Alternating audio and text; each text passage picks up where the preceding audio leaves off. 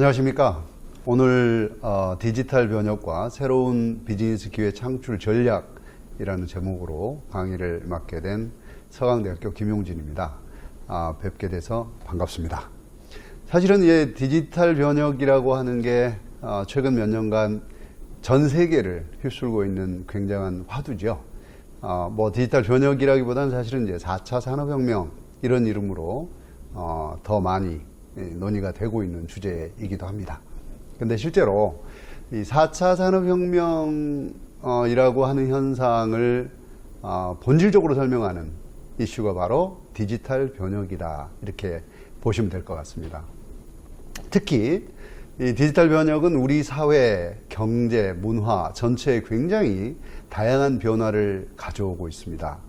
그래서 우리는 지금 우리가 살고 있는 시대를 VUCA 시대, volatility, VUCA, V-U-C-A입니다. volatility, 변동성이 매우 심한 사회, 그리고 uncertainty, 불확실성이 아주 높은 사회, 그리고 complexity, 매우 복잡한 사회, 모든 게 다 연결이 되어 있어서 어느 곳 하나에 문제가 생겼을 때 전체 사회 시스템에 문제가 생기는 이런 구조, 그리고 ambiguity, 모호성이죠. 원인과 결과가 정확하게 판명되지 않는 그런 현상들, 그런 시대 속에 우리가 살고 있다. 요새 여러분들이 보고 계시는 이 코로나19 팬데믹 같은 것들도 그런 현상 중에 하나다라고 보시면 될 것 같습니다. 그런데 말이죠, 이렇게 복잡하고 변동성이 많고 모호하고 이런 상황에서는 과연 우리가 어떻게 살아야 할까, 이런 이제 고민이 되실 거예요. 어떻게 하는 게 가장 효율적이고 효과적으로 이런 상황을 극복하고 성장할 수 있을까? 이게 이제 기업들이 갖고 있는 가장 중요한 화두 중에 하나입니다. 자, 어떻게 해야 될까요? 제 답은 back to basics입니다. 기본으로 돌아가자, 근본으로 돌아가자. 그 화두가 바로 이 디지털 변혁과 맞물려 있습니다. 자, 그래서 이 디지털 변혁이라는 걸 설명하기 전에 조금 전에 말씀드린 back to the basic이라고 하는 게 과연 무엇인가를 한번 잠깐 살펴보고 디지털 변혁으로 넘어가도록 하겠습니다. 자, 여러분, 기업, 오늘 제가 말씀드릴 거는 이제 기업에 관련돼서 말씀을 드릴 거라서, 기업이 성장하고 생존하는 법칙이 하나 있습니다. 제가 몇십 년간의 강의 경험과 기업 경험을 바탕으로 고민을 해본 결과, 이 기업의 성장과 생존을 설명하는 법칙은 딱 하나밖에 없구나, 이렇게 깨달음을 얻었습니다. 그래서 이걸 간단하게 한번 말씀을 드려보겠습니다. 자, 기업의 성장 법칙과 생존 법칙인데요. 기업의 성장 법칙은 무엇일까요? 아주 간단합니다. 고객이 기업으로부터 받는 가치가 반드시 자기가 내는 가격보다 커야 하는 것입니다. 가치가 가격보다 크지 않다면, 다시 말해서 고객이 느끼는 가치가 자신이 지불하는 가격보다 크지 않다면 이 기업은 절대 성장할 수 없습니다. 그런데 기업의 생존 법칙은요, 기업이 고객으로부터 받는 가격은 반드시 기업이 제품이나 서비스를 만들어내기 위해서 사용하는 원가보다는 커야 한다는 것입니다. 이게 되지 않으면 기업은 생존할 수 없습니다. 이게 기업의 성장과 생존을 설명하는 VPC 이론입니다. 제가 지금 요새 계속 주창을 하고 있는 이론이기도 합니다.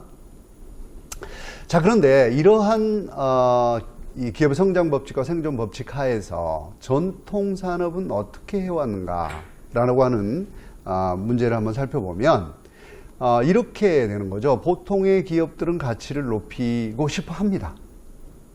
기본이겠죠. 왜냐하면 성장을 해야 되니까요. 그런데 문제는 이러한 가치를 높이려고 하면 원가가 높아진다는 거죠. 이게 무슨 말일까요? 자, 여러분, 가치는 어떻게 하면 나오는 걸까요? 가치는 기업이 고객이 가진 문제를 해결할 때 나오는 것입니다. 그러면 기업이 고객이 가진 문제를 해결을 한다. 개별적인 문제죠. 개별적인 문제를 해결한다. 그렇게 하려면 어떻게 해야 될까요? 개인화를 해야 하는 거죠. 개인화를 하려면 돈이 무지막지하게 들어갑니다. 즉 가치가 1 높아지는 대신에 원가는 엑스포넨셜하게 기하급수적으로 늘어나는 것이죠. 그래서 사실은 이게 불가능했던 겁니다. 그래서 이 당시에 전통산업의 법칙 속에서 기업들은 어떤 대응 방법을 썼느냐? 대량 생산이라는 걸 선택을 한 거죠. 그러니까 대량 생산을 함으로써 뭘 했느냐? 원가를 낮추는 겁니다. 대량 생산을 하면 평균 단가가 낮아지겠죠. 그래서 평균 원가를 떨어뜨리고 그래서 가격이 원가보다 크게 만드는 이런 방법을 사용을 해왔습니다. 자, 그런데 문제는 그럼 고객들의 문제는 새로 생길 거 아니겠어요? 어떻게 대응을 할까요? 그래서 이럴 때 기업들은 사업 포트폴리오라는 것을 만들었죠. 그래서 사업 포트폴리오는 지금 현재 우리가 돈을 벌어들이고 있는 캐시카우라는 게 있고요. 이 캐시카우에서 돈을 벌어서 새로운 사업인 스타라고 하는 포트폴리오에 돈을 집어넣는 이런 구조를 만들어 왔습니다. 이게 가장 합리적인 대응 방식이었겠죠. 자, 그런데 디지털 트랜스포메이션 시대로 넘어왔습니다. 아까 말씀드린 북카 시대입니다. 그러면 여기서는 어떻게 할까요? 기업의 성장과 생존을 나타내는 법칙이 달라질까요? 법칙이기 때문에 달라지지 않겠죠. 마찬가지입니다. 기업의 성장 법칙은 반드시 고객이 기업으로부터 받는 가치는 자신이 지불하는 가격보다 커야 한다는 것이고, 생존 법칙은 기업이 고객으로부터 받는 가격이 반드시 원가보다 커야 한다는 겁니다. 이건 변하지 않습니다. 자, 그런데 여기는 이 디지털 트랜스포메이션 시대의 원칙은 조금 달라졌죠. 다시 말해서 가치를 높인다. 즉 개인화된 솔루션을 제공한다. 그런데 원가를 낮출 수 있다. 이렇게 되는 거죠. 가능할까요? 네. 이게 가능하기 때문에 우리는 디지털 트랜스포메이션이다라고 얘기를 하고 있는 거고요. 자, 그래서 기업들은 개인화된, 기본적으로 이제 지금은 매스 커스터마이제이션, 대량 맞춤화 생산으로 가다가 점점 개인화 생산으로 가고 있는 중입니다. 자, 이때 포트폴리오는 무엇이 될까요? 기본적으로 포트폴리오는 존재하지 않습니다. 개별 기업이 개별 고객을 상대하는 개별 고객의 문제를 풀어내는 이 자체 하나가 고객 한 명이 한 시장이 되기 때문이죠. 그래서 우리는 그것을 완벽한 독점 시장, 즉 개인의 개인이라고 얘기를 합니다. 자, 그래서 전통산업 시대에 또는 지금까지 우리가 한 3, 4년 전에 우리가 일반적으로 산업이다라고 했을 때 기업의 경쟁력을 나타내는 단어가 시장 점유율이라는 것입니다. 시장 점유율은 사람이 없죠. 내가 삼성전자가 핸드폰을 1억 대 중에 3천만 대를 팔았다 그러면 시장 점유율 30%가 되는 거죠. 그 3천만 대를 김용진이 몇 대를 갖고 있는지 삼성전자는 절대 중요하지 않습니다. 그런데요, 이 디지털 트랜스포메이션 시대의 기업 경쟁력을 나타내는 단어는 고객 점유율이라고 합니다. 다시 말해서 김용진이 1년에 1,000만 원을 쓰는데 그 중에서 특정 기업이 500만 원을 가져가면 이 기업의 고객 점유율은 50%가 되는 겁니다. 이 기업의 경쟁력은요, 상상을 초월합니다. 이런 사례들에 대해서 나중에 다시 한번 말씀을 드릴 텐데, 다시 말해서 전통산업 시대에는 매스 프로덕션을 통해서 평균 원가를 낮추고 그래서 경쟁력을 가져가는 시장을 장악하는 시장 점유율이라는 이 지표를 가지고 기업의 경쟁력을 측정을 했다면, 디지털 트랜스포메이션 시대는 개인화된 솔루션을 제공을 하면서도 원가를 떨어뜨리고 그래서 개별 고객 자체를 시장으로 본다. 그래서 고객 점유율이 가장 중요한 지표가 됐다. 이렇게 판단하시면 되겠습니다. 그런데요, 이런 변화가, 이 디지털 트랜스포메이션이라고 하는 이 변화가, 또는 4차 산업혁명이라고 하는 변화가 어느 날 갑자기 온 게 아니죠. 실제로 지난 20년 또는 25년간 우리 경제를 지배해온 가장 중요한 키워드 2개를 꼽으라 한다면 서비스의 제품화 또는 제품의 서비스화, 이렇게 말씀을 드릴 수가 있을 것 같아요. 이 서비스의 제품화와 제품의 서비스화는 전부 다 디지털 기술을 바탕으로 이루어진 것들입니다. 여러분 요새 은행 가시는 분 별로 없을 겁니다. 실제로 대부분 뱅킹은 모바일 폰으로 일어나죠. 그리고 주문도 요새는 대부분 다 온라인을 통해서 하게 되죠. 이런 것들을 전부 다 서비스의 제품화라고 표현을 합니다. 예를 들면 궁극적인 모양의 서비스의 제품화는 실제로 뭐 레스토랑 갔더니 로봇이 다 서빙을 하더라. 로봇이 음식 만들고 로봇이 서빙하더라. 이게 이제 완전하게 서비스가 제품화된 구조다 이렇게 표현할 수 있겠고요. 제품의 서비스화는 아마 여러분 TV에서 많이 보실 겁니다. 침대를 렌탈한다. 자동차 렌탈이 워낙 오래됐고, 그리고 정수기 렌탈 같은 것들, 침대 렌탈 같은 걸, 그림도 렌탈을 하죠. 많은 것들이 서비스화 됩니다. 이게 무슨 얘기일까요? 실제로 사람들은 더 이상 내가 무엇인가를 가지고 있다라고 하는 데 의미를 두고 있지 않습니다. 내가 나의 특정한 문제를 풀기 위해서 무엇인가를 사용한다라고 하는 쪽에 조금 더 초점을 두고 있는 것이죠. 바로 이런 두 개의 흐름이 디지털을 베이스로 일어났기 때문에 데이터가 어마어마하게 모이고 있는 것이죠. 바로 이것을 우리가 빅데이터라고 표현을 하는데, 이 빅데이터는 그러니까 두 개로 사용되는 겁니다. 하나는 고객들이 갖고 있는 문제는 과연 무엇인가를 이해하는데, 그리고 또 다른 하나는 우리의 생산 프로세스와 우리의 비즈니스 프로세스에는 어떤 문제점이 있는가. 다시 말해서 전자는 가치를 극대화하기 위해 사용되는 거죠. 고객의 문제를 아주 세밀하게 짚어낼 수 있다면 가치를 극대화할 수 있는 것이겠고요. 우리의 문제, 우리 비즈니스 프로세스의 문제를 정확하게 이해할 수 있다면 원가를 아주 중요하게 낮출 수 있는 그런 배경이 된다. 이게 이제 빅데이터라고 하는 것이 그렇게 사용이 되는 겁니다. 자, 그래서 여러분 제가 이제 이런 말씀을 드렸어요. 이제는 더 이상 사람들이 무엇인가를 가지고 있기보다는 사용을 함으로써 자기의 문제를 풀고 싶어 한다. 이걸 이제 서비스라고 표현을 합니다. 근데 우리가 일반적으로 제품과 서비스, 지금까지 우리는 전부 다 제품의 시대에 살았어요. 뭐 자동차를 가지고 있다, 라면을 먹는다, 카메라를 가지고 있다, 다 이게 또는 정수기를 가지고 있다, 다 이게 제품의 시대인데, 이제는 서비스 시대로 갔다 이거죠. 자동차? 요새 젊은 사람들은 우버를 사용하거나 리프트를 사용하거나 카카오 택시를 사용하거나 자기가 차를 안 가지고 있어도 된다고 생각을 해요. 더군다나 카쉐어링 서비스가 굉장히 많이 나오고 있죠. 서비스 형태로. 뭐 아주 간단한 얘기를 한번 들어보죠. 우리가 라면들 다 좋아하시죠? 라면을 이마트 가서 하나 샀어요. 그러면 그 라면은 뭐라고 부르느냐? 제품이라고 부르죠. 근데 내가 라면 가게에 가서 라면을 하나 먹으면 뭐라고 불러요? 서비스라고 부릅니다. 제품은 고객이 주문하기 전에 기업이 미리 알아서 자기의 리소스를 통합해서 만들어 놓은 겁니다. 서비스는 뭐죠?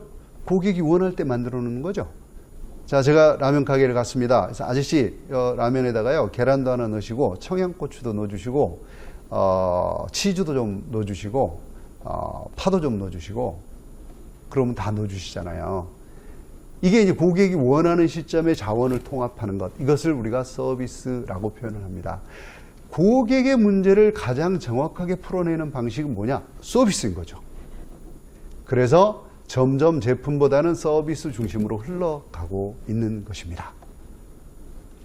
자, 그런데 이렇게 서비스, 다시 말해서 고객이 원하는 문제를 고객이 원하는 형태로 풀어주기 위해서는 크게 두 가지가 필요합니다. 하나는 커넥티비티와 하나는 인텔리전스, 즉 연결성과 지능성, 이 두 가지가 필요한 것이죠. 연결성은 기본적으로 뭔가 연결이 돼 있어야 내가 어떤 상황에서건 고객을 위해서 무엇인가를 할 수 있다는 거죠. 다시 말해서 내가 우버를 택시를 불렀을 때 우버 택시가 나한테 와야 되잖아요. 그럼 연결성이 없으면 불가능한 것이죠.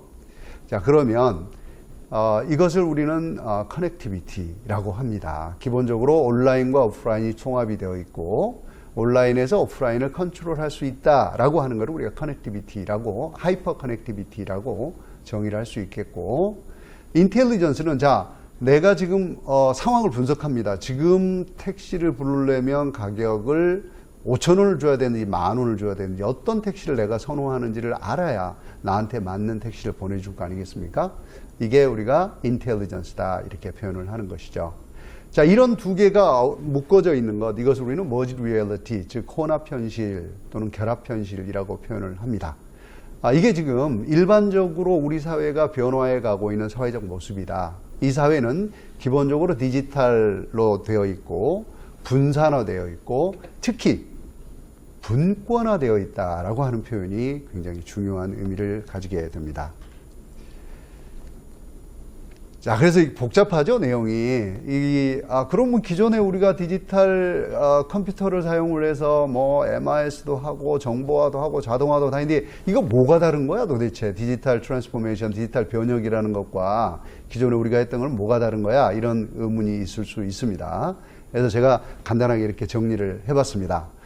크게 이제 통제의 범위와 통제 수단이라는 틀을 가지고 우리 디지털의 변화를 한번 분류를 해봤는데 통제 수단은 온라인과 오프라인이고 통제의 범위는 정보 또는 가상세계냐 아니면 프로세스나 기계처럼 물리적 세계냐 이거를 갖고 하는 겁니다. 그래서 기존의 정보화라고 하는 것은 우리가 갖고 있는 정보를 오프라인에서 디지털화하는 걸 얘기를 합니다.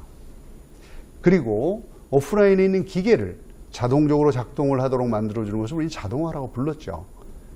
그러다가 정보가 온라인으로 올라가고 공유되기 시작합니다. 자, 요새 여러분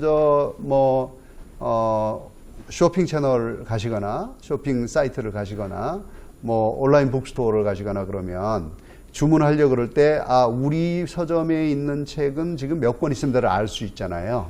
이런 정보들이 공유되는 것, 이것을 우리는 디지털화라고 표현을 했습니다. 자, 그럼 이제는 어디까지 왔느냐? 이 온라인을 통해서 오프라인을 컨트롤하는 상황까지 와 있는 거죠. 온라인과 오프라인이 결합이 되어 있고 온라인을 통해서 오프라인을 컨트롤하는 구조, 이것을 우리는 디지털 변혁이다. 물론 그렇게 되려면 오프라인에 있는 저 프로세스나 기계가 전부 다 표준화되어 있고 모듈화되어 있고 디지털화되어 있어야지 가능한 거겠죠. 그래서 모든 것들이 디지털이라는 형태로 변화가 돼 가는 것, 이것을 우리는 디지털 변혁이라고 표현을 합니다. 자, 그럼 기업들은 지금까지 어떻게 변화해 왔을까요? 맨 처음 여러분 아마 넷플릭스라는 회사를 잘 아실 텐데 요새 코로나 팬데믹 때문에 이 넷플릭스가 계속 상한가를 치고 있습니다. 집에서 영화나 드라마 같은 거를 많이 보시기 때문이죠. 여러분 넷플릭스가 1998년에 처음 사업을 시작을 할 때 가장 중요했던 요인이 뭐였냐면 두꺼운 카세트 테이프가 아니고 가벼운 CD로 제품이 변화했었다라고 하는 겁니다. 이것 때문에 사실은 넷플릭스가 비즈니스가 가능했던 거죠. 두꺼운 카세트 테이프를 온라인에만 존재하는 기업이 배송해 주려면 배송료가 너무 많이 들기 때문에 매우 힘들었을 겁니다. 하지만 우표 2장으로 보낼 수 있는 CD라면 충분히 비즈니스가 가능했던 거죠. 바로 이런 것들이 제품의 디지털화다. 근데 요새 여러분 이제 보시면 냉장고가 됐건 TV가 됐건 자동차가 됐건 다 컴퓨터화, 디지털화되고 있죠. 특히 전기 자동차, 그냥 배터리 전기 자동차일 수도 있고 수소 연료 전지 자동차일 수도 있겠지만 전기 자동차는요 기본적으로 컴퓨터입니다. 다 디지털이죠. 엔진이 없으니까요. 그래서 기본적으로 제품이 다 디지털화되고 있다. 그리고 서비스도 디지털화되고 있죠. 요새 여러분 가장 많이 사용되는 서비스가 클라우드 서비스일 겁니다. 지금은 내가 굳이 소프트웨어를 만들지 않아도 소프트웨어를 갖다가 사용할 수 있죠.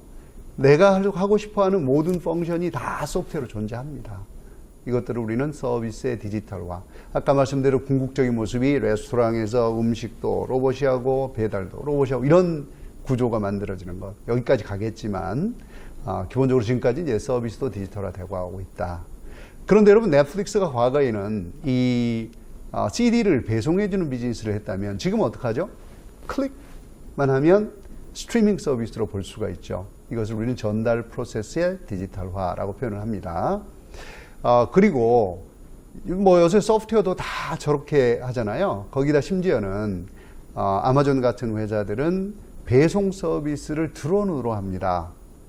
또는 로봇을 통해서 배송 서비스를 하죠. 이렇게 전달 프로세스 자체가 디지털화 돼가고 있습니다. 그리고 가장 중요한 흐름 중에 하나가 스마트 팩토리, 뭐 스마트 스토어 이런 이름으로 붙여졌듯이 생산과 운영 시스템이 급격하게 디지털화 되어 가고 있다. 이건 아까 제가 말씀드린 가치, 가격, 원가라고 하는 이것을 우리는 이제 value cost 딜레마 또는 가격 원가 딜레마라고 하는데 이 딜레마를 풀기 위한 가장 핵심적인 요인이 생산 운영 시스템의 디지털화입니다. 그래서 뭐 금융 영역은 다를까요?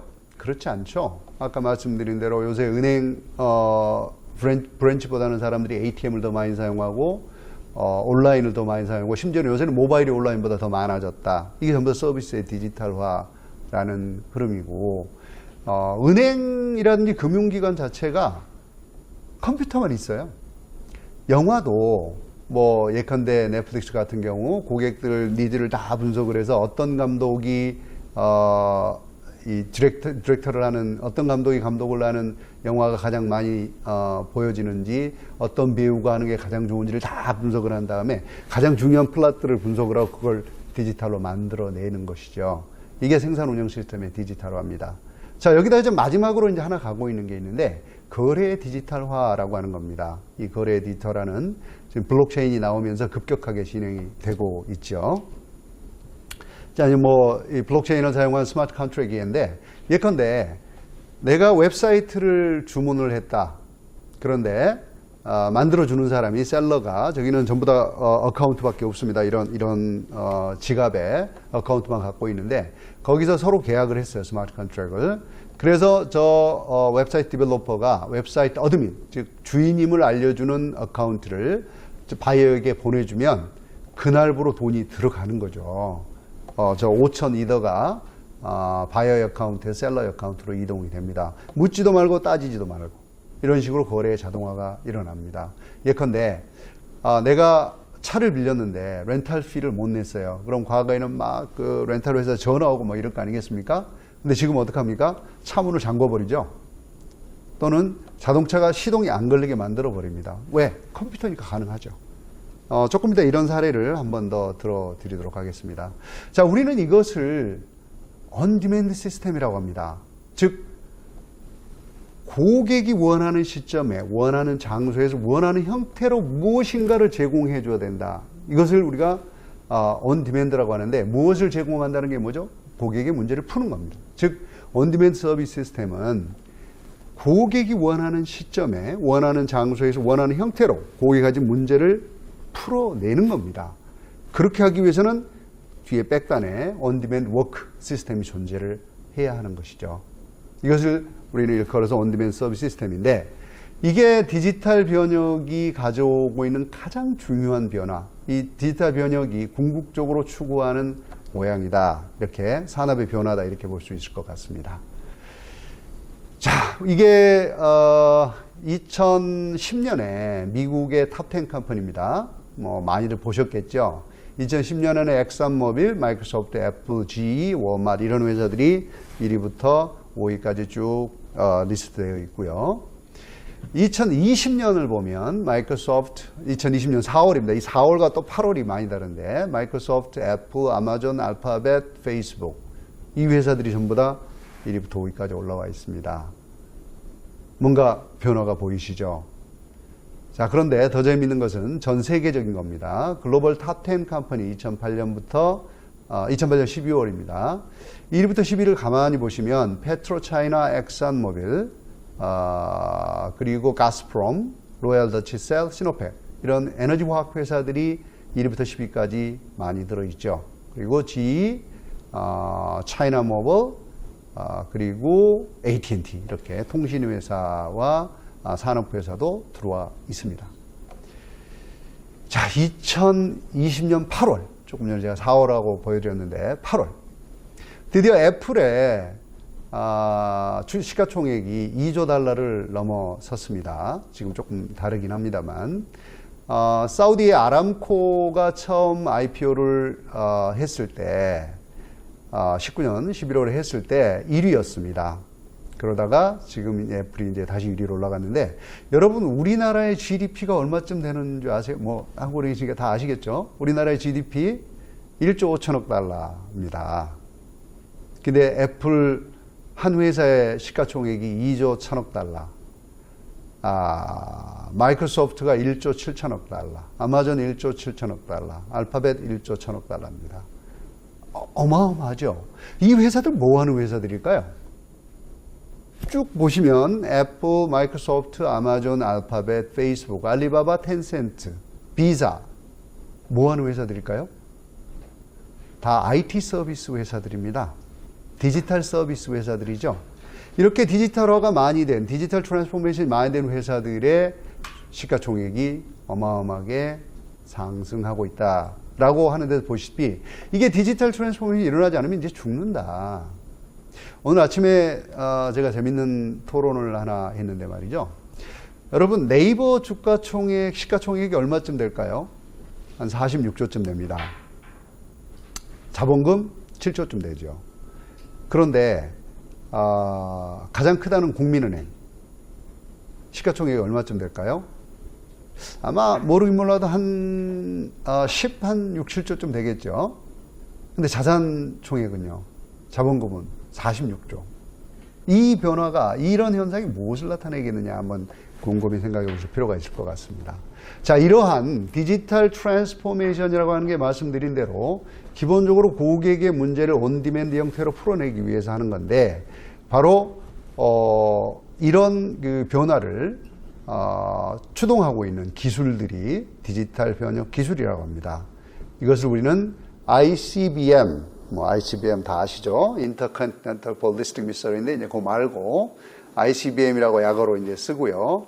그 다음에 거기다가 A, 맨 앞에다 A를 붙이고 맨 뒤에 M을 붙여서 AICBM-M 이렇게 표현을 합니다.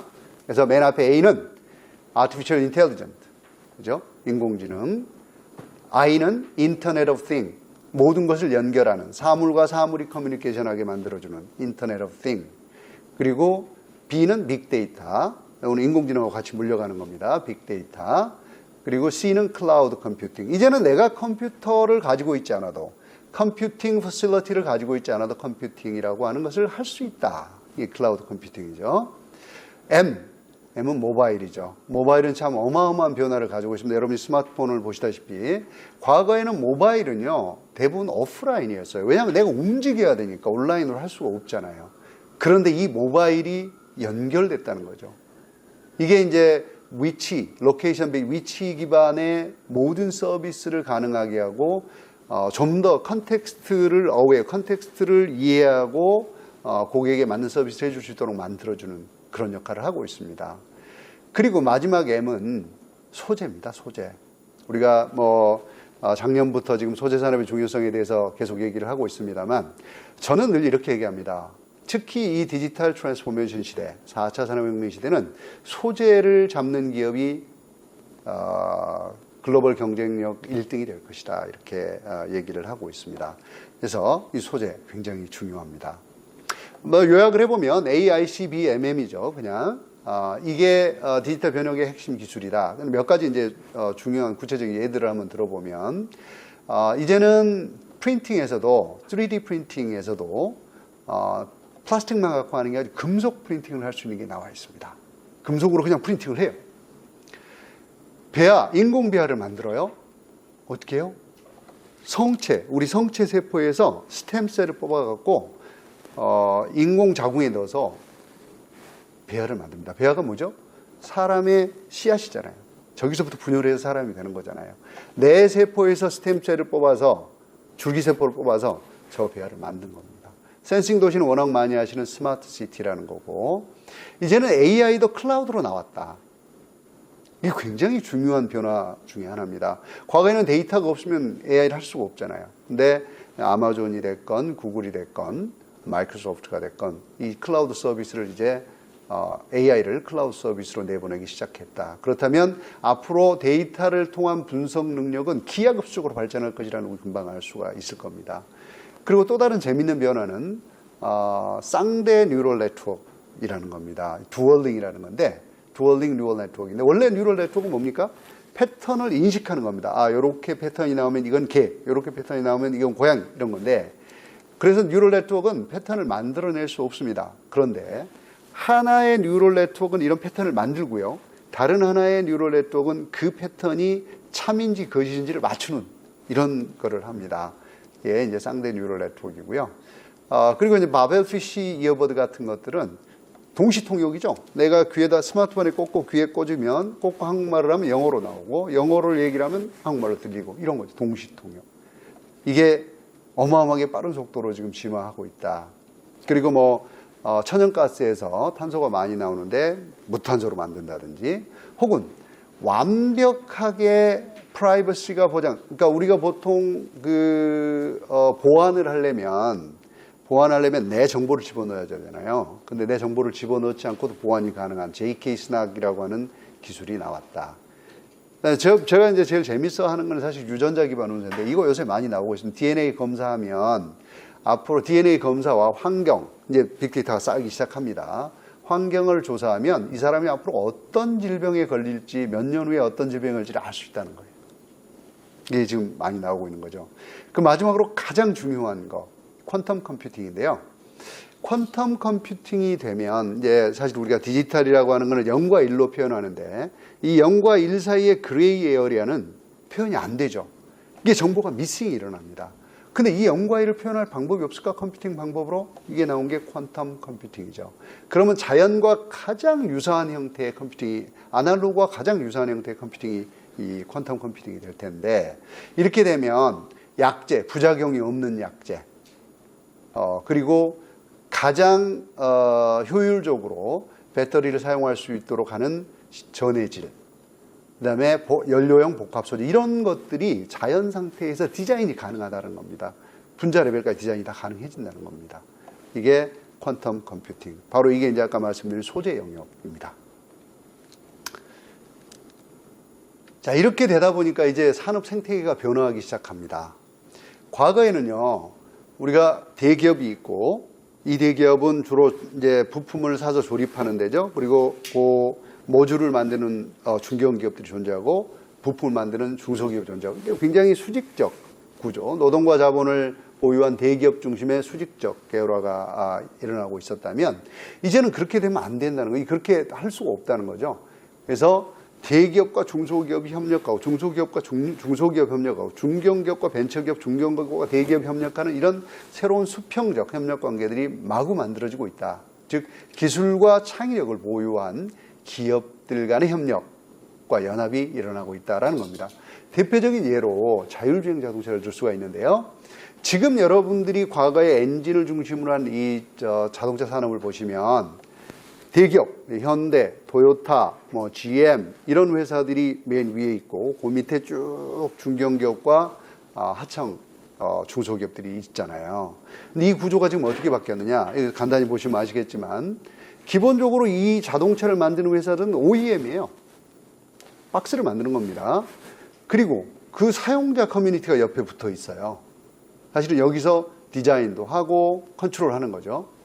자, 그 다음에 이게 전부 다 아까 말씀드린 컴퓨터이기 때문에 스택을 만드는 회사들, 우리가 이제 컴퓨터도 이 기본적으로 CPU라든지 이런 것들 만들면 기판이라고 하는 거 만들잖아요. 이제 그런 거 만드는 회사라고 보시면 되겠고, 그런 스택을 만드는 회사들이 있고, 그 밑에 원천 기술을 가지고 세부적인 프로세스를 프로그램하는 이런 회사들이 쭉 나열이 됩니다. 그리고 그런 프로그램 하기 위한 툴을 만드는 회사들이 밑에 있죠. 그러니까 이 회사들 전체가 굉장히 수평적인 관계를 가지고 협력을 하고 있다. 이렇게 보시면 될 것 같습니다. 그리고 에너지, 요새 이제 우리가 정부에서 에너지 쪽으로 수소 에너지 사회, 수소 사회 이쪽으로 드라이브를 많이 하고 있죠. 일본이 갑자기 이제 경계를 하고 있지만 저는 사실 앞으로 에너지는 이 수소로 기본적으로 간다고 봅니다. 그러면 이제 이 수소를 중심으로 해서 새로운 완전히 이 수소 활용 영역을 보면 수소차, 수소택시, 버스, 선박, 열차, 드론, 그리고 거기에 가정용과 건물용의 에너지, 발전용, 가스터빈, 이 전부 다가 수소로 돌아가게 될 거다. 그러면 앞단에 있는 변화들이 그걸 만들어내기 위한 어마어마한 새로운 산업들이 많이 만들어지게 될 거다. 이렇게 볼 수가 있을 것 같습니다. 이거는 간단하게 이제 기술적인 분류를 한번 해본 건데, 한국이 사실은 수소 사회를 얘기를 하고 있지만 우리가 주로 갖고 있는 것은 수소 자동차 기술과 연료 전지 기술입니다. 나머지 기술들은 우리 굉장히 취약합니다. 그래서 빨리 이런 쪽들을 커버를 해야 되는데 이게 지금 왜 그럼 디지털 트랜스포메이션하고 무슨 관계가 있느냐? 결국 아까 말씀드린 대로 수소차 하나 생각해 보시면 전기 배터리로 갈 것이냐 수소 연료 전지로 갈 것이냐 어떤 게 더 효율적이냐 결국은 수소로 간다. 그러면 에너지원은 디지털 트랜스포메이션이라고 하는 것이 갖고 있는 근본적인 변화의 모양은 디센트럴라이제이션이라고 그랬잖아요. 분권화. 그러면 지금처럼 거대한 발전소가 있는 게 아니고 자동차 하나가 발전소가 되는 거예요. 내가 어디 움직일 때 캠핑을 갔어요. 지금 우리는 뭘 해야 되느냐면 전기를 쓰기 위해서는 전기선을 끌어다 놔야 돼요. 근데 수소자동차가 있으면 그럴 이유가 없다는 거죠. 거기에 그거 갖고 컴퓨터도 연결하고 다 사용할 수 있다. 에너지 분권화가 일어난다. 이게 지금 근본적으로 우리가 생각하는 특히 이제 뭐 드론이나 혹은 날아다니는 자동차나 이런 것들이 대부분 다 앞으로 수소를 써서 가게 될 거다 이렇게 보면 되겠고요. 기본적으로 그러니까 산업생태계는 말씀드린 대로 표준화와 모듈화 그리고 수평적 협력이라고 하는 이 형태가 만들어지겠고 참여자들이 항상 묶여져 있는 게 아니고 일시적으로 프로젝트 따라서 일시적으로 통합하는 이런 구조를 갖게 될 거다. 그리고 로컬과 글로벌이 공존한다. 과거에는 서비스 그럼 로컬만 존재했지만 이제는 서비스도 전부 다 글로벌 기업들이 들어오고 우리 서비스도 글로벌로 나가고 이게 무슨 의미인지 조금 다시 한번 말씀을 드리겠습니다. 아주 재미있는 예가 있는데요. 이 버드시스라는 회사입니다. 여러분 이 봉제 인형 내가 하나 그림에 있는 저 아이가 그림을 그렸어요. 저 인형을 엄마 나 이거 인형 가지고 싶어. 지금과 같은 산업구조에서 저게 나 이거 가지고 싶어가 될까요? 불가능하겠죠. 저거 하나 만드는데 돈이 어마어마하게 들어가거든요. 예컨대 디자이너도 사야 돼요. 디자이너도 고용해야 되고 패턴을 만들려면 그리고 염색해야 되잖아요. 천도 사야 되는데 천 1야드 안 주잖아요. 염색 1야드 안 해주잖아요. 몇천 야드 이게 기본적으로 필요한 거거든요. 그리고 저걸 재단하려면 자르려면 몰딩이 필요해요. 금형 하나 만드는데 1,000만 원에서 5천만 원 들어갑니다. 그래서 잘라서 봉제를 해요.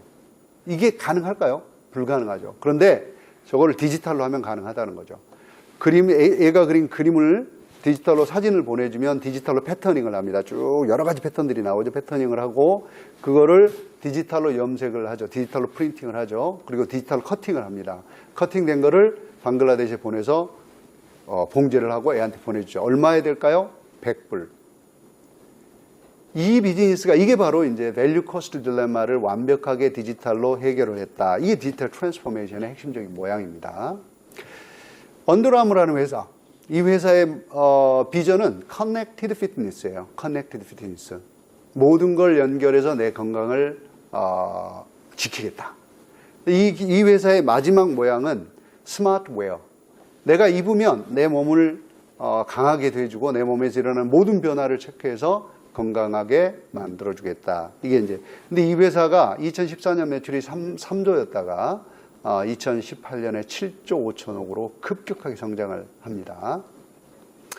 아마존 아주 대표적인 사례죠. 아마존은 원래 온라인 북스토어로 시작을 했다가 지금은 이제 오프라인 북스토어 아마 지금 25개쯤 됐을 것 같은데 온라인과 오프라인을 결합하는 겁니다, 이제. 자, 그 밑에 저기 있는 책 서점에서 저렇게 전시를 해요. 딱 6,000권. 온라인에서 가장 잘 팔리는 책 6,000권만 전시를 합니다. 거기에 북 리뷰 어디서 왔을까요? 온라인에서 왔습니다. 그 밑에 있는 별점 어디서 왔을까요? 온라인에서 왔죠. 온라인과 오프라인을 결합을 합니다. 이런 모양으로 지금 가고 있는데 아마존이 매우 재미있는 서비스들을 계속 내고 있어요. 아마존 대시라고 하는 서비스는 저 대시 버튼 하얀색 저게 대시 버튼인데 버튼을 띡띡띡 누른 다음에 엔터 딱 누르면 어떻게 될까요? 배송이 오죠.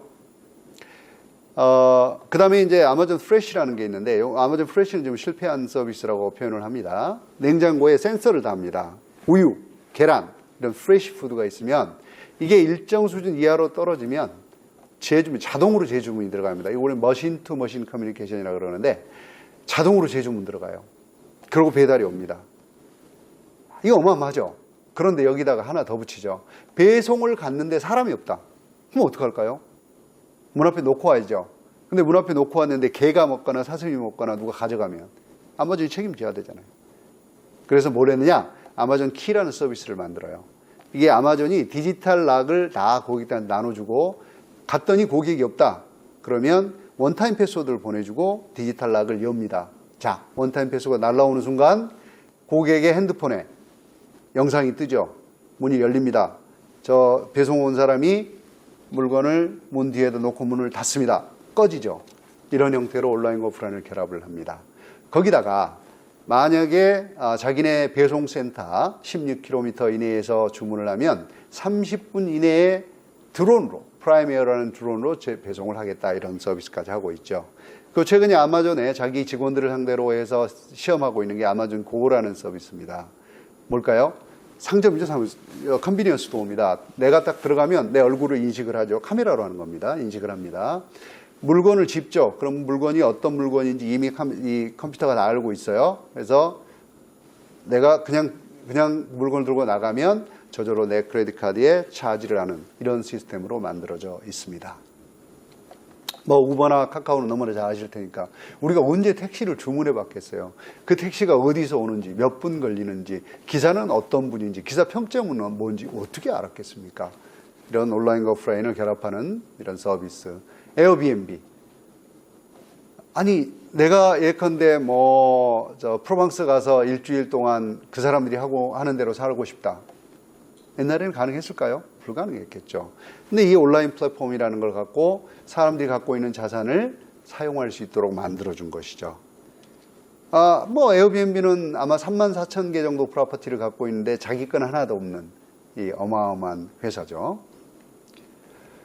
자, 에이스칼라라는 회사가 있는데요. 이거는 이제 이 가상 스타일리스트입니다. 내가 윈도우, 그냥 회사요.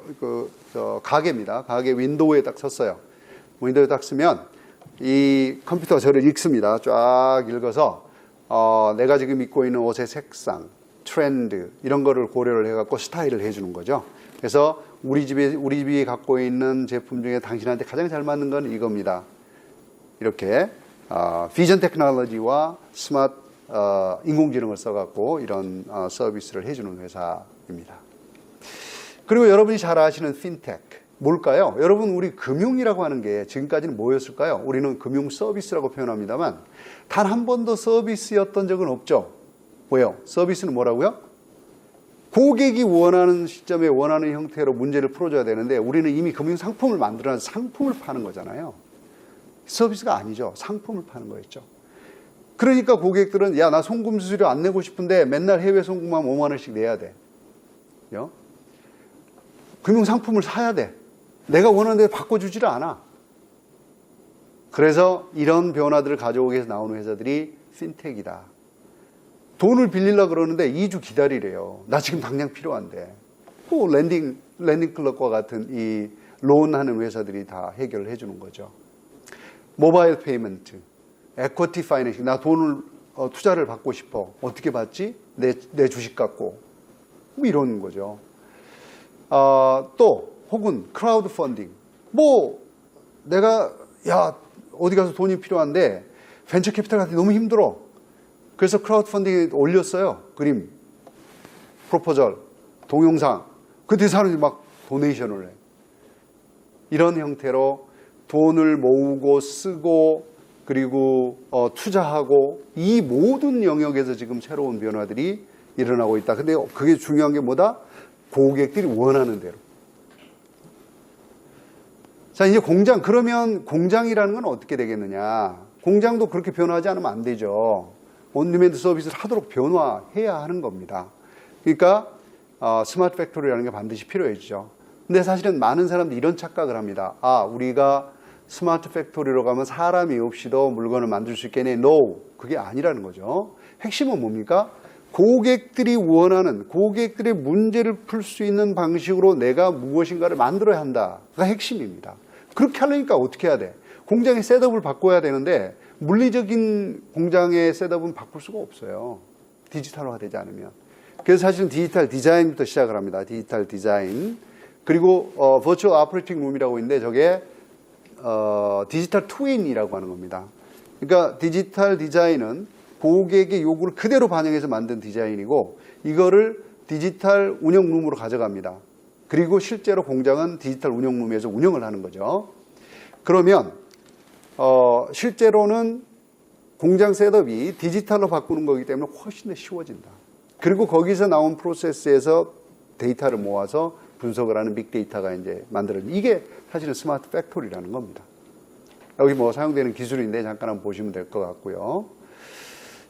사례로는 지멘스라고 하는 회사의 스마트 팩토리가 있습니다. 이 지멘스는 디지털 트윈, 그러니까 공장하고 완벽하게 똑같은 디지털 공장, 기계랑 완벽하게 똑같은 디지털 기계가 있는 거죠. 근데 여기서 버튼 하나만 누르면 공장 하나는 내 디지털 트윈으로 그냥 컨트롤이 가능하다. 공장 5개, 똑같은 공장이라면 디지털 트윈 하나만 갖고도 컨트롤이 가능하다. 이런 얘기인데요. 이 디지털 트윈을 활용을 해서 고객이 직접 디자인한 제품을 실시간으로 제작을 합니다. 99.7%의 제품이 주문 후 24시간 이내에 출하된다는 거죠. 불량률 0.001%. 그리고 더욱 재미있는 거는 1989년 암베르 공장인데 암베르 공장이 설립 당시의 근로자 수를 그대로 유지를 합니다.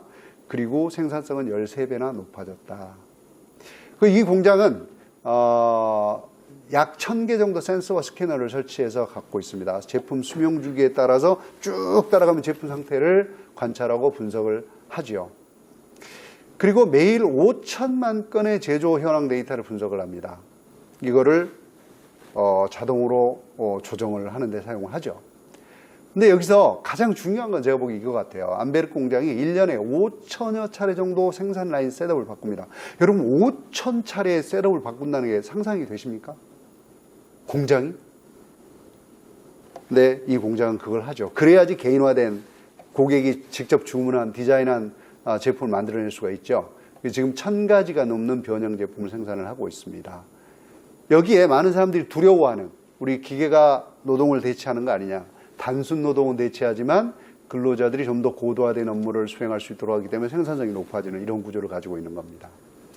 두 번째는 아디다스 스피드 팩토리인데요. 이거는 사실은 이제 뭐 아디다스에서 금년 말까지는 닫겠다라고 얘기를 했는데 안스바흐에 이제 만들었죠. 원래 중국에 있던 공장 600명을 고용하던 공장을 폐쇄하고 안스바흐로 돌아오면서 10명을 고용하는 공장을 만들었고 똑같이 50만 켤레 조경화를 만드는 공장입니다. 원래 조경화를 만드는데 1년 6개월이 걸려요. 하나를 만들어서 시장에 나올 때까지. 근데 이 공장은 10일 걸립니다. 10일. 고객이 주문한 신발을 그러니까 로봇 2개조, 6개짜리 2개조가 50만 켤레를 같이 만드는 구조입니다. 근데 굉장히 재미있는 것 중에 하나는 이 공장에서 만들어진 아디다스 퓨처크래프트 4D라는 이 신발인데요. 얘는 기본적으로 이렇게 합니다. 3D 프린터를 써갖고 맨 가운데 있는 그림인데 3D 프린터를 써서 기본적으로 중창, 이 중창이 중요한 게 매우 복잡한 구조를 가지고 있지만 충격을 달릴 때 충격을 흡수하는 거기 때문에 매우 중요합니다. 이 중창을 우리는 단 한 번도 내 몸에 맞게 실어본 적이 없는 거죠. 그런데 여기서는 자기네들이 갖고 있는 17년 동안의 데이터와 난리지를 기반으로 해서 이걸 완벽하게 퍼스널라이즈를 하겠다. 이렇게 얘기를 합니다. 이 3D 프린터는 조금 다른 3D 프린터예요. 우리가 보통 3D 프린터는 레이어 빌트라고 해서 위에서 쏘아주는 3D 프린터가 있는데 얘는 디지털 광합성이라는 기술을 씁니다. 밑에서 빛과 산소를 쏘아주고 그것을 모델링에 따라 디자인에 따라서 저절로 이제 만들어지게 만드는 거죠. 그러니까 저 물체가 빛을 맞으면 고체로 변하고 산소를 맞으면 액체로 남아있는 특성을 이용한 것입니다. 이게 레이어 빌트, 즉 적증식 3D 프린터보다 100배가 빠릅니다. 그래서 이런 방식으로 자기의 키, 몸무게에 따라서 개인화된 그런 신발을 신을 수가 있게 되는 것이죠. 자, 그래서 이런 기술들을 가지고 그러면 이제 앞으로 어떻게 변화할까? 저는 이 모든 것들이 온디맨드로 간다라고 말씀을 드렸습니다. 온디맨드란 고객이 원하는 시점에, 고객이 원하는 장소에서, 고객이 원하는 형태로 고객의 문제를 푼다. 이게 온디맨드 서비스인데요. 모든 게 온디맨드로 가면 예컨대 모빌리티 온 디맨드. 내가 어딘가로 이동을 하고 싶은데 그 이동에 가장 적합한 수단을 나한테 제공해 준다. 그게 뭐 자율주행 자동차가 됐건 드론이 됐건 혹은 뭐 에어리얼 비클, 날아다니는 비행물체가 됐건 뭐가 됐건 다 해줘야 되는 거죠. 그리고 예컨대 이제 익스프레션 온 디맨드. 내가 무엇인가를 표현하고 싶은데 표현할 방법이 없다. 그럼 뭐예요? 예컨대 뭐 홀로그램 같은 걸 써갖고 내가 빵 누르면 홀로그램이, 이거 탁 누르면 홀로그램이 떠서 거기서 자연스럽게 내가 얘기를 할 수 있고 생각을 표현할 수 있는 그런 방식. 또는 아까 말씀드린 바벨피쉬 이어버드처럼 내가 한국말로 했는데 영어로 커뮤니케이션 자유자재로 되면 실시간으로 하면 문제가 없잖아요. 그렇죠? 이런 것들. knowledge on demand. 내가 무엇인가 일하다 모르는 게 있다. 그런데 그때 얘가 나한테 지식을 제공해 준다. 뭐 이런 다양한 것들이 있을 수 있습니다. 예컨대 뭐 safety on demand. 내가 위험에 처했다. 그런데 누군가 와서 나를 구해줬다. 뭐 이런 게 있을 수 있잖아요.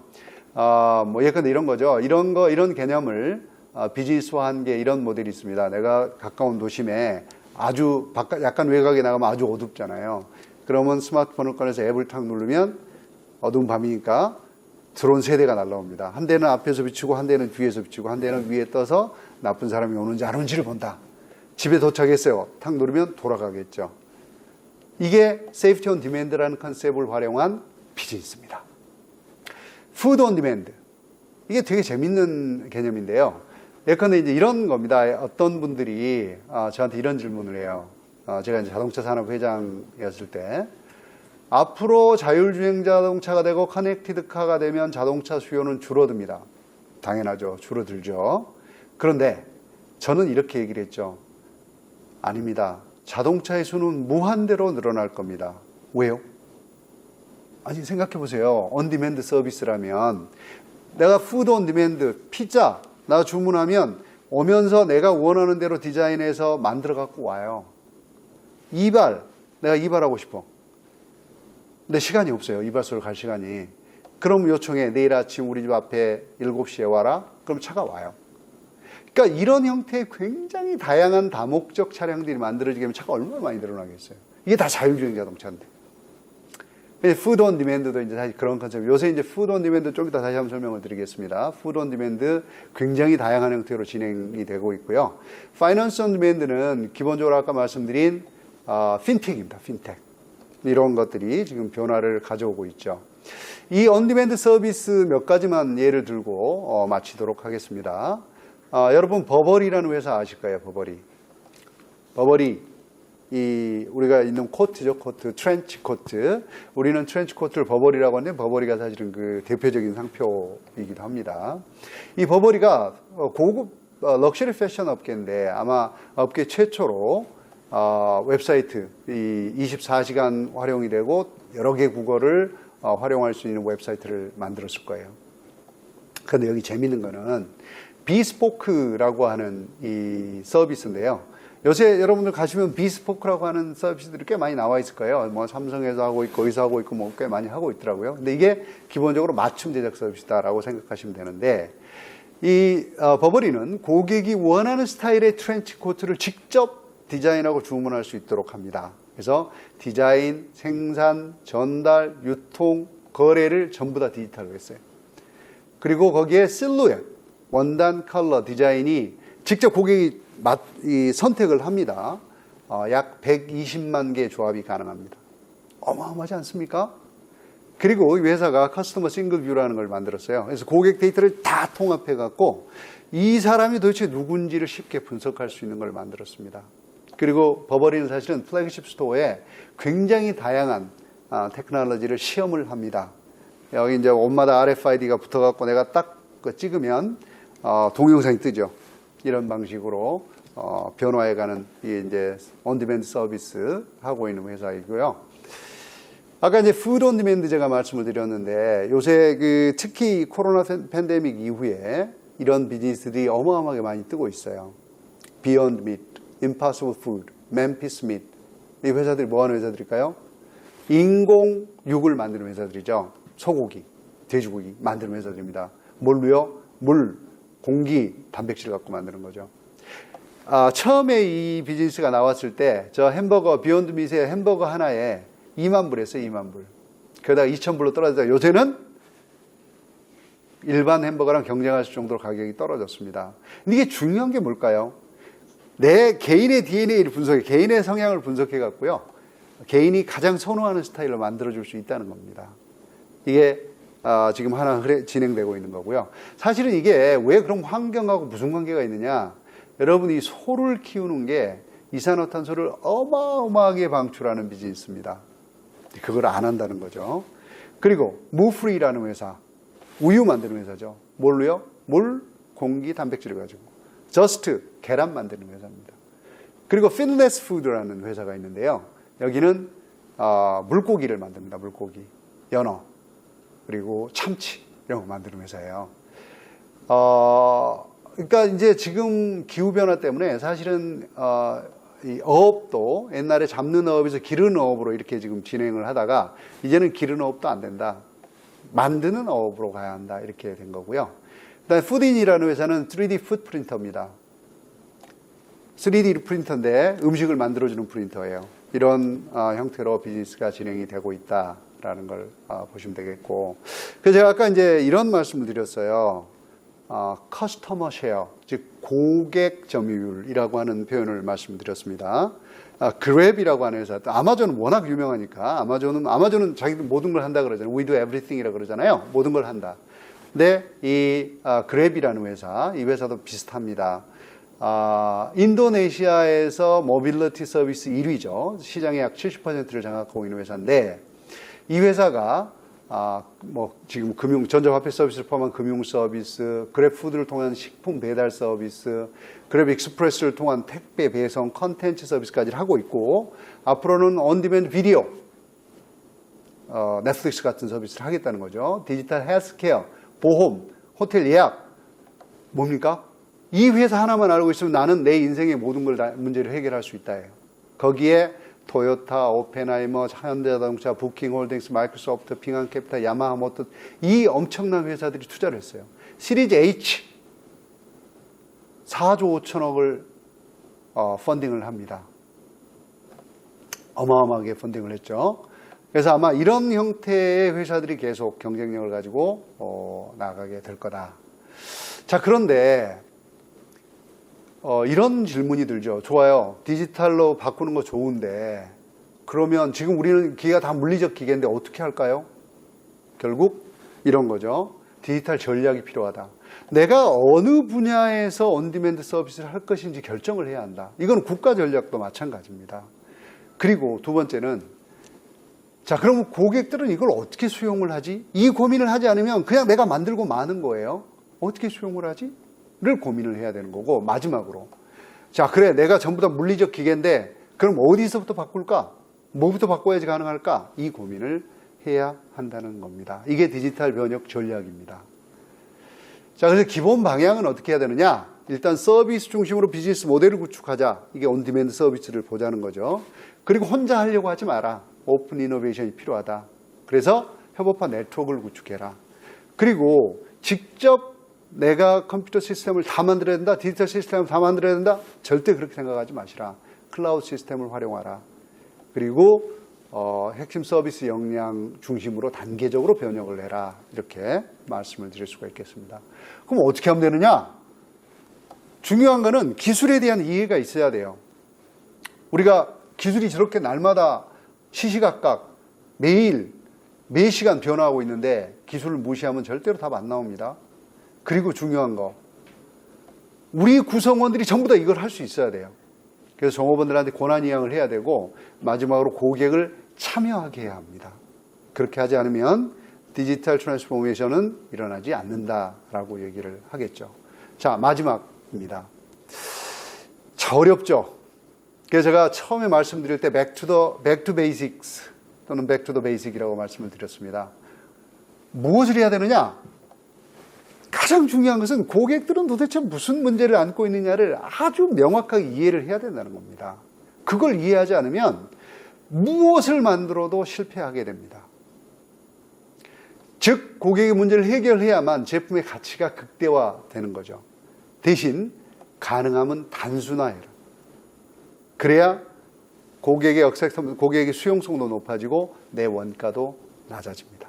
자, 이렇게 하시는 게 사실은 디지털 변혁의 핵심 전략이다라는 걸 말씀드리면서 이상 마치도록 하겠습니다. 경청해 주셔서 감사합니다.